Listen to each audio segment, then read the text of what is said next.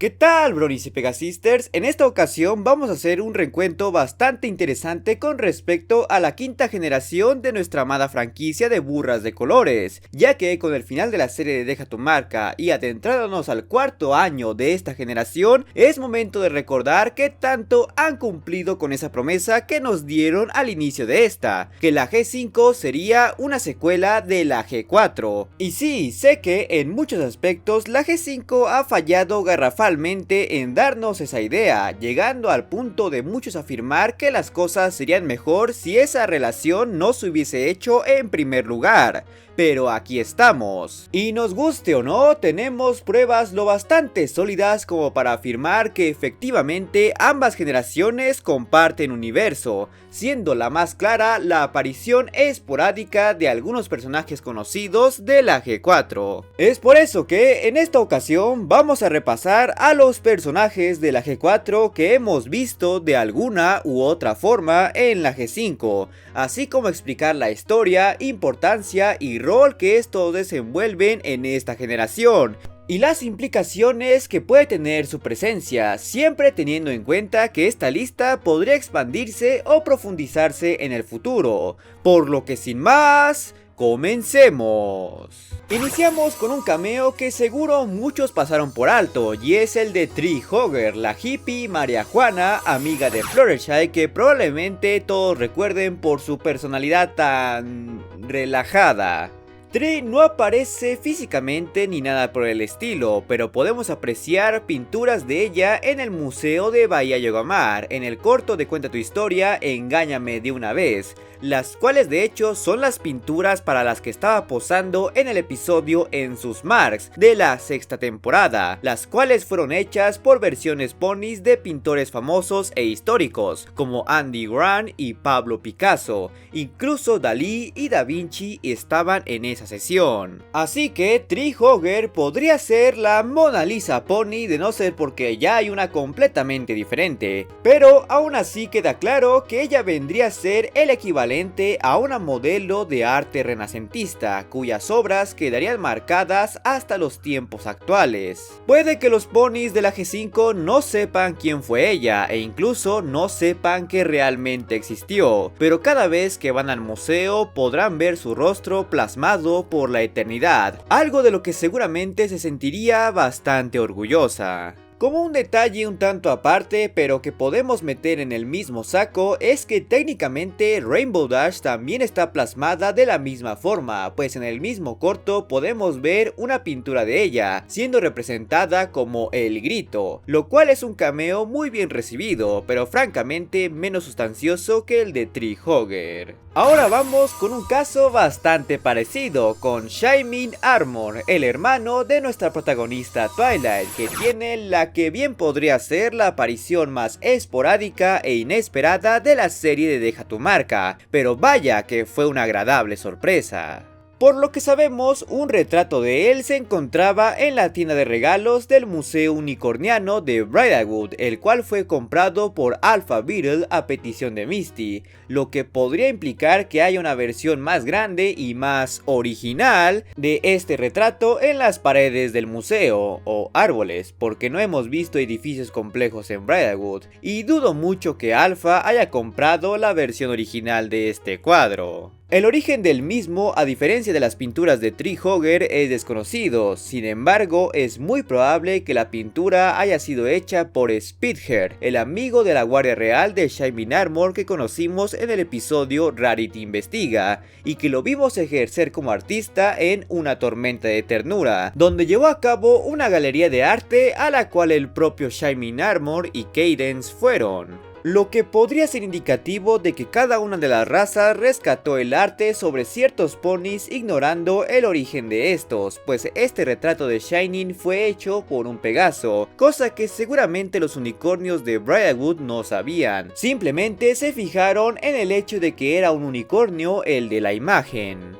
Shining Armor también se ve representado en un vitral junto a Cadence en la habitación mágica del corto de la segunda temporada de Cuenta tu Historia, la habitación misteriosa, que es básicamente una recreación del momento en que la pareja desterró a los cambiantes y a la reina Chrysalis de Canterlot en una boda en Canterlot, aunque curiosamente no es igual al vitral del castillo que retrata este mismo momento. Pero bueno, ya he hablado en su respectivo análisis lo que podría ser esta habitación y cómo funciona. Solo diré que podría estar involucrada con el dominio, la dimensión mágica de los alicornios. Seguimos con un caso muy particular, pues toca hablar de Moondancer, la vieja amiga de Twilight, que contrario a lo que parecía, eran tan unidas que hasta compartían el estilo de peinado, y sin lugar a dudas, ella tiene la forma más peculiar de hacer acto de presencia en la G5. Pues en la serie de Deja tu marca se nos introduce a una unicornio anciana conocida como Ender Flower, la denominada pony más vieja de todo Briarwood, y que pareciese tener muchos conocimientos sobre la antigua Equestria, al punto en que Izzy dice que el pasado vive en su cabeza.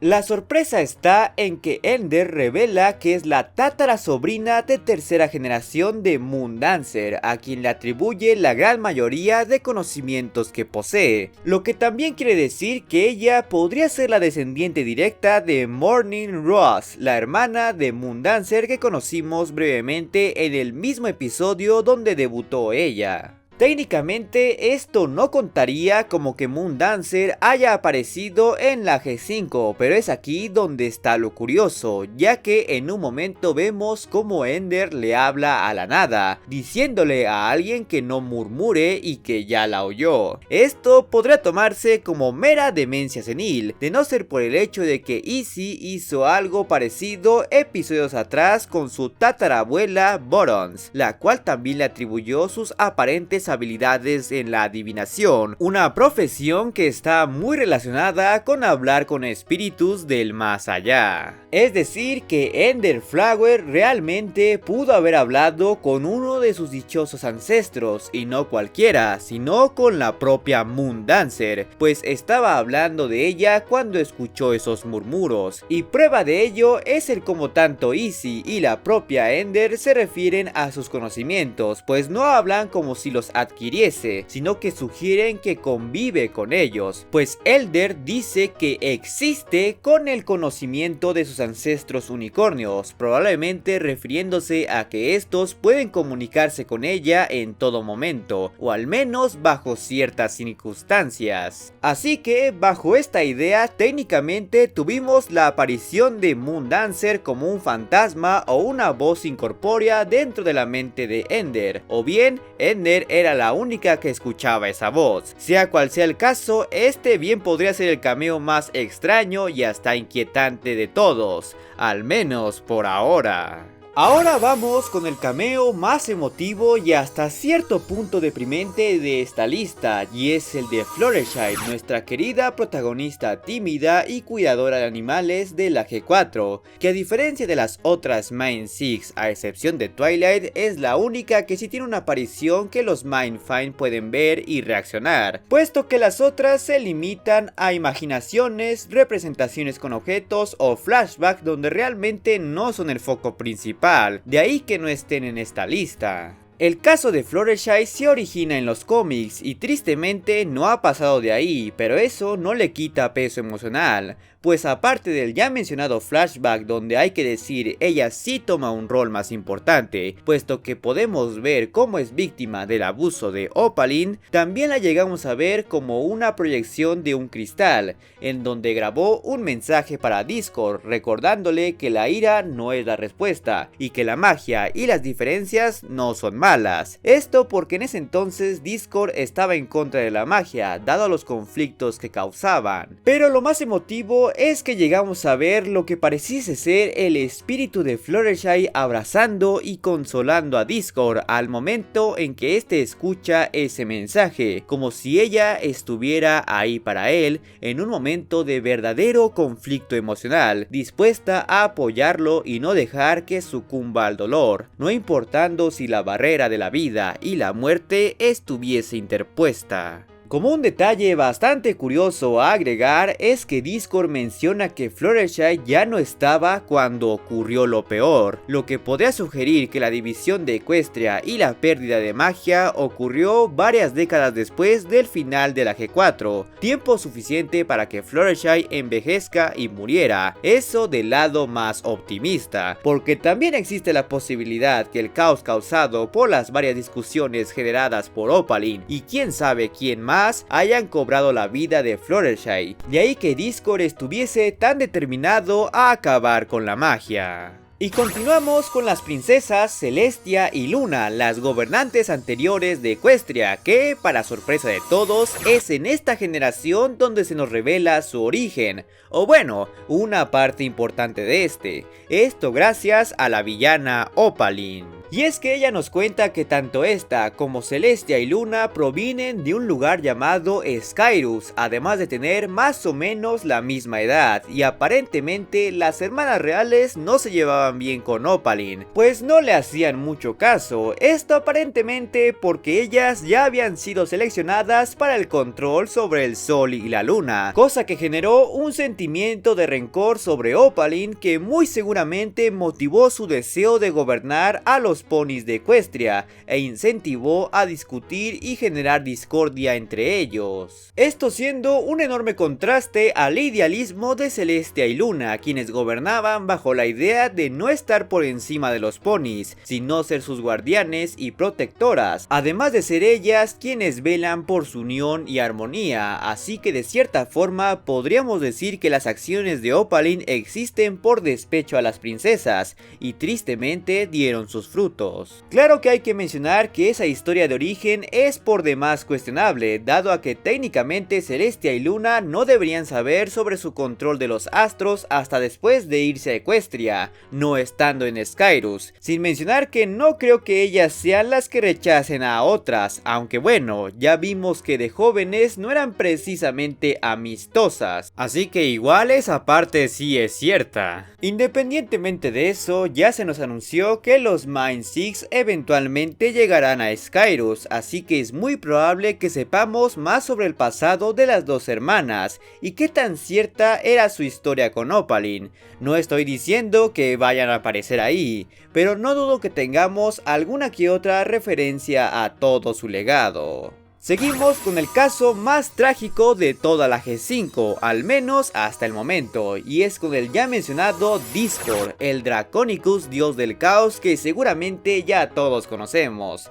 Pero lo que probablemente no todos sepan, porque no ven mis videos, es que Discord fue el primer personaje de la G4 que ha interactuado con los Mindfight de la G5, y no fue precisamente con intenciones amistosas. Discord en un principio se dispuso a robar el cristal de la unidad Pegaso con la intención de atraer a los Mindfight hacia Canterlot, y ahí contarles un poco de la historia de cómo fueron creados por Twilight, información que hasta el día de hoy seguimos usando como referencia, pero al ver cómo la diferencia de habilidades entre el grupo perjudicaba emocionalmente a Izzy, se dispuso a encontrar una forma de destruir el cristal, creyendo que eso podría eliminar la magia permanentemente. Y su posible respuesta a eso eran unas montañas volcánicas que Derindu descubrió, algo de lo que también se informaron los Mindfind y fueron a detenerlo, y como se imaginarán, la forma en la que lo hicieron fue mostrándole el ya mencionado mensaje que Fluttershy grabó, algo que dejó bastante sentimental al Draconicus y lo convenció de devolver el cristal. Tras esto, aparentemente Discord inició una amistad con los Mindfind y se da a entender que se quedará en Canterlot para tratar de restaurarlo, o quién sabe. Tristemente ha pasado casi un año desde que esa historia concluyó y no hemos sabido más de él desde entonces, pero la posibilidad de volver a ver a un Discord post traumas y a un Canterlot restaurado están ahí, y al menos podemos vivir con la esperanza de verlos en algún futuro, pero nunca se sabe. Como otros detalles menores es que hay que señalar que Discord sí tiene dos apariciones muy esporádicas en la animación, una siendo en la serie de Deja tu marca, donde lo podemos ver tallado en una calabaza durante el capítulo 5, siendo esto un easter egg. Su segunda aparición fue también en el corto de Cuenta tu historia, La habitación misteriosa, representando su derrota por parte de Celestia y Luna, y similar a la representación de Shining y Cadence, esta no usa como base el vitral del castillo, sino que parece más literal. Ahora, la que obviamente no podía faltar no es otra que la mismísima Twilight Sparkle, la protagonista principal de la G4, que pese a que técnicamente posee una única aparición, es de gran peso e impacto, pues básicamente nos da el mayor cimiento a todo lo que conocemos del trasfondo de la G5, aunque eso no sea decir mucho. Recapitulando sobre todo lo que sabemos de ella, en primer lugar tenemos el hecho de que creó los cristales de la unidad como una forma de almacenar la magia en general, al menos de los territorios de Equestria, y aunque la serie nos dice una cosa, los cómics nos dicen otra, que eso de los cristales fue hecho para mantener a raya a los ponis que empezaron a discutir entre ellos, dado a las influencias de Opaline, básicamente a obligarlos a llevarse bien o de lo contrario les quitaría sus privilegios mágicos. Sí, sé que suena muy tirano de su parte, pero aparentemente fue una medida efectiva, al menos por un tiempo, ya que lo que dice la serie es que esos cristales fueron usados para esconder la magia de Opaline, quien quería poseerla toda. En consecuencia, la propia Twilight es la que dice que usó toda su fuerza mágica para crear los cristales y esconder a Equestria del resto del mundo, un acto que no sabemos a ciencia cierta qué tan grave fue para ella, pero podemos intuir que eso causó que su cuerpo regresase a su forma base y perdiese su forma de alicornio completo que vimos que tenía al final de la serie. Además, Spike agrega que ella también pudo haber creado la piedra dragón con la misma función de los cristales, pero aparte puso a dormir a los dragones, incluyendo a Spike en una hibernación mágica que acabó cuando la magia regresó, esto con la misma intención de ocultar a los dragones de Opaline. Fuera de eso, realmente no sabemos mucho más de lo que fue de ella, ni siquiera sabemos si sigue viva, pero es una posibilidad, suponiendo que el crear los cristales y el domo de Equestria no la matara. Ahora, el sobre si alguna vez veremos más de ella o incluso si la veremos en persona en algún momento es bastante incierto, pero mientras la G5 siga desarrollándose, la posibilidad estará ahí. Así que esperemos que la aprovechen. Finalmente cerramos esta lista con el personaje más prominente no solo de ambas generaciones, sino de la franquicia de My Little Pony en general, Spike, el personaje que conocimos como el pequeño bebé dragón que fue creciendo a lo largo de las 9 temporadas y desarrolló su madurez, que en la G5 vuelve como ya todo un adulto a cargo de toda una tribu que lo alaba como su señor dragón, cosa que definitivamente es un logro aspiracional para Spike, quien sabemos que desde siempre tuvo un gusto por sentirse alabado. En el más técnico de los sentidos, Spike ha estado presente desde la película de Nueva Generación como un peluche que apareció en varias interacciones posteriores, al menos las 3D, pero llegamos a ver al propio Spike en cuerpo y forma en el capítulo 6 de la serie de Deja tu marca, ahora fungiendo el rol de Señor Dragón para un pequeño grupo de dragones. De lo que llegamos a saber es que Spike y los demás dragones fueron enviados a la isla de Escamas tras que Twilight ocultara a Equestria de Opaline junto a los cristales de la unidad, y con ellos se llevaron la piedra dragón, y al igual que los cristales, esta almacenaba la magia de los dragones, de ahí que Opaline se interesara en esta. Lo interesante en todo esto es que no hay mención de Ember, quien vendría a ser la predecesora de Spike en el puesto de Señor Dragón, así como no se nos explica por qué Spike tiene ese puesto ahora, pero está muy fuertemente implícito que Ember murió en algún punto antes de la hibernación mágica a la que los dragones fueron sometidos. Hasta es muy probable que su muerte fuese el punto detonante que hizo que Twilight decidiese enviar a los dragones a la isla de Escamas y ponerlos a hibernar. Prueba de esto está en la actitud tan olvidadiza y hasta de cierta forma avergonzada que Spike tiene ante la mención de sus hazañas pasadas por parte de Sonny, pues él dice no recordar nada de ello por la hibernación, pero también lo vemos con una cara de angustia y decepción cuando Sonny se pone a hablar con tal entusiasmo de él, algo que el Spike del pasado no haría, ya que este le gustaban mucho las alabanzas. Así que es muy probable que Spike se enterase de forma trágica o incluso presenciase la muerte de Ember y fuese la última voluntad de esta darle su puesto como Dragon Lord, algo que dejaría a Spike con un trauma deprimente que cubre con esa actitud burlona y simpática que vimos en Deja tu marca, y eso que no estamos contando el hecho de que tuvo que irse de su hogar y dar por muertas a todas sus amigas, algo que por más que lo oculte se nota que sí resiente, pues hasta llega a mencionar que si pudiese estar ahí de nuevo, lo haría. No sabemos si volveremos a ver a Spike en alguna futura interacción de la G5, pero más vale que así sea, porque de lo contrario sería el desperdicio más grande que esta generación pueda tener, al contar con un personaje que ya conocemos muy de antemano y que ahora posee conocimientos y recuerdos que pueden desencadenar historias muy interesantes, así como información narrativa muy valiosa, pero solo el tiempo lo dirá. Y si ahora quieres conocer a los personajes de My Hero Pony que fueron injustamente olvidados o los personajes que deberían estar en prisión, te dejaré las respectivas ventanillas a las que puedes hacer clic. Y como siempre, quiero agradecerles a todos los suscriptores que se han convertido en miembros del canal y a mis suscriptores en Twitch. Así que si todavía no se suscriben, háganlo. Y recuerden también tocar la campanita para recibir todas las notificaciones cada vez que haya un nuevo video. ¡Adiós! Recuerden, amigos, casco al corazón.